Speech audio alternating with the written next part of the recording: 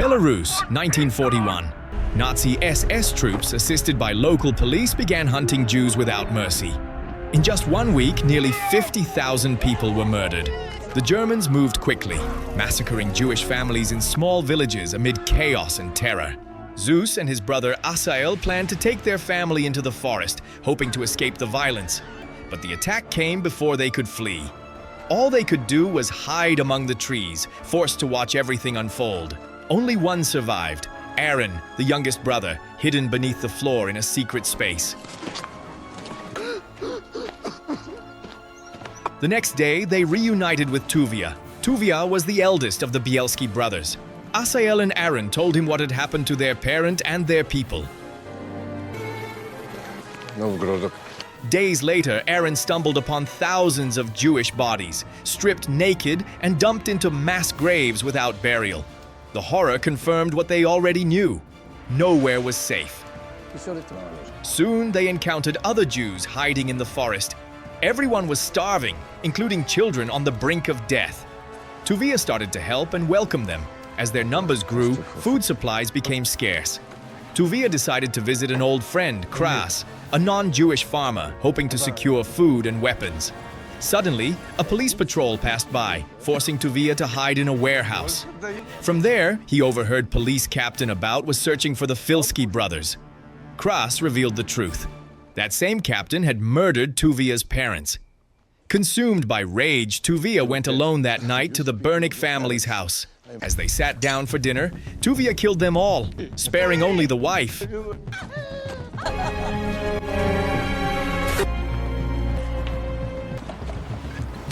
The next morning, Zeus found Tuvia. He knew that killing an entire family was not who Tuvia really was. Liza is Isabel's youngest, and this is Itzhak Melvin. A week later, several other Jews arrived. Zeus opposed their arrival. Unsure how they would feed more, Tuvia suggested sharing soup and water. While construction was underway, two armed men appeared, attempting to steal food. Zeus confronted them. They came from Politiski, the village where Zeus's wife and children had lived. Through them, Zeus learned that his family had been killed in an attack that claimed nearly 3,000 lives. Driven by revenge, Zeus armed himself and led Asael and the two men on a retaliatory strike. That night, Zeus burned German trucks used to transport Jews and seized weapons from an enemy vehicle. But soon, another car appeared from the road ahead, equipped with machine guns and searchlights. A firefight broke out. Asael ran in another direction and became separated. Outnumbered and outgunned, Zeus and Tuvia were forced to retreat back into the forest. The next day, Asael never returned. Everyone began to fear the worst. Food supplies in the camp were running low and tensions rose. Some blamed Tuvia for refusing to ask outsiders for help. A few even suggested returning to the village. Believing there was no hope left in the forest, Tuvia tried to calm them down. He promised to find food and reminded everyone that staying hidden in the forest was far safer than returning to a ghetto under Nazi control. The following day, they went to Kras's house to ask for help. Sadly, Kras had been hanged for refusing to confess that he had helped them and hidden Asael. Though he lost his life, Kras managed to save Asael and two women, one of them named Hera. While hiding in the bunker, Asael quietly developed feelings for Hera. Tuvia noticed Asael's lack of focus, as his attention was always on her. As food ran out again, Zeus and several others managed to get milk and eggs from a Jewish worker cooperating with the Germans. For a while, the supplies and food stocks were sufficient, and they were able to survive in the forest. No. Thank you for telling me. Later that day, police approached the camp with the old man whose milk had been taken. Panic spread. Tuvia ordered everyone to move at the river. They launched a bluff attack. The police retreated, believing Tuvia had many fighters, when in reality they were only a few. Tuvia successfully drove the police away and then moved to another location deep in the forest. They kept moving, shifting from one place to another deep in the forest, so the Germans wouldn't pick up their trail. Tuvia and Zeus moved through the forests until they encountered a Red Army partisan camp. Their commander, Viktor Ponchenko, confronted Tuvia at first. Tuvia defended himself, making one thing clear. What mattered now was unity and fighting the Nazis together. The Bielski community began building a new camp to survive the coming winter. Soon after, a man named Suleiman arrived with devastating news. His village, Brandovic, was under attack and being slaughtered. He begged Tuvia for help. Zeus strongly opposed bringing in more people. He believed it would drain their limited food and put everyone at risk. Their argument escalated into a violent confrontation. In the end, Zeus left the forest and joined the Red Army partisans, choosing open combat over hiding. Meanwhile, Tuvia and Asael traveled to Brandovic.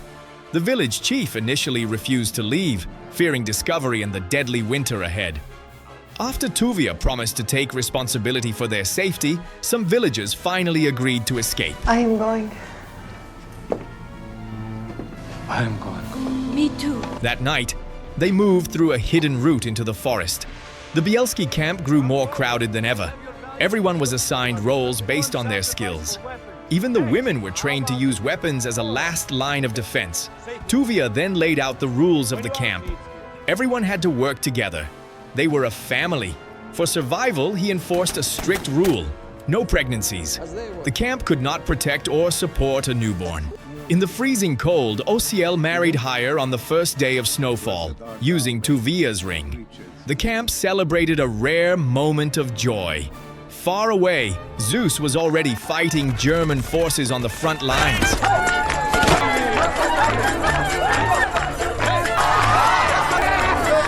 By December 1941, the camp stood on the brink of collapse. Everyone was starving. Their food supply had been reduced to nothing but sweet potatoes. Tuvia made the hardest decision of all. He slaughtered his own horse with his bare hands to feed the camp.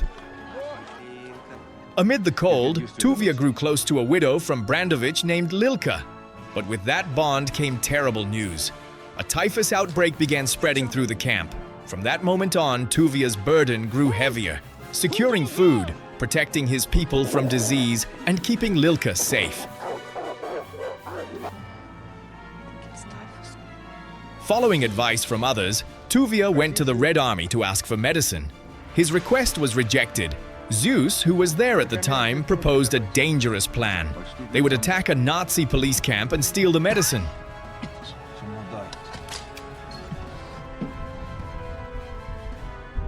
That night, gunfire erupted between the Red Army and Nazi police. Zeus escaped with the medicine, badly wounded.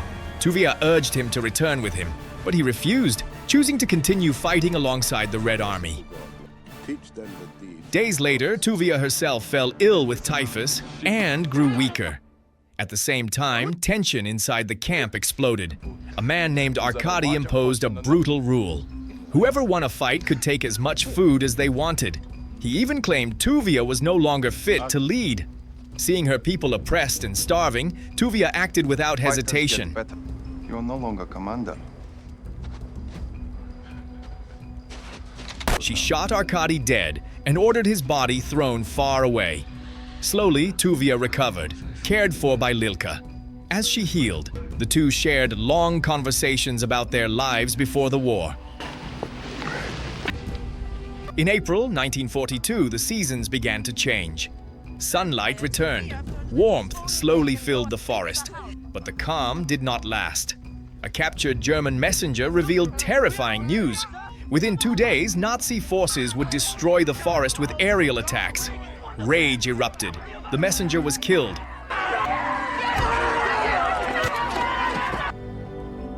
At the same time, Red Army partisans prepared to retreat. They knew a massive assault was coming. Zeus, worried about his family, realized something terrifying. The Jewish camp was seen as an obstacle. He abandoned the unit. He returned to the forest. But the Germans moved first. The sound of aircraft echoed overhead. The attack began. Chaos spread through the forest. German aircraft firebombed the camp, striking everything in sight. The whole place was destroyed, and Tuvia was left devastated among the wreckage.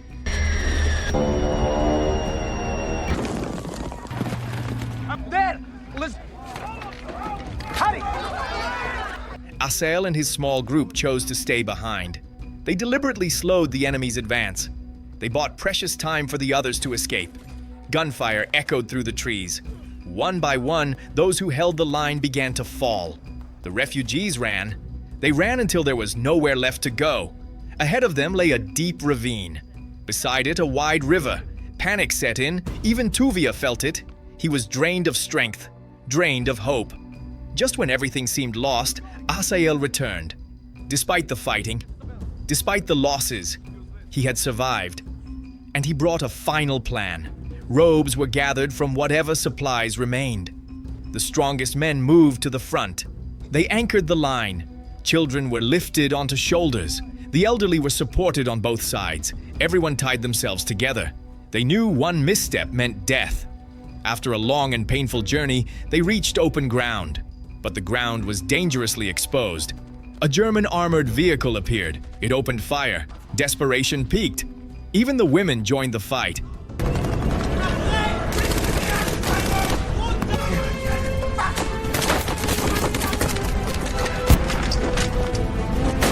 Just when defeat seemed inevitable, help arrived. It came from the opposite direction. Zeus returned. He came with his crew. Together they drove the enemy away. The survivors moved deeper into the forest. They built a new camp. For more than 2 years, the Bielski community endured. They built schools. They built hospitals. They built a new life. By the end of the war, nearly 1,200 people had been saved. Asael later joined the Red Army. He was killed 6 months later. Zeus emigrated to New York. He started a small business. Tuvia followed. He lived alongside his brother for decades. He eventually married Lilka.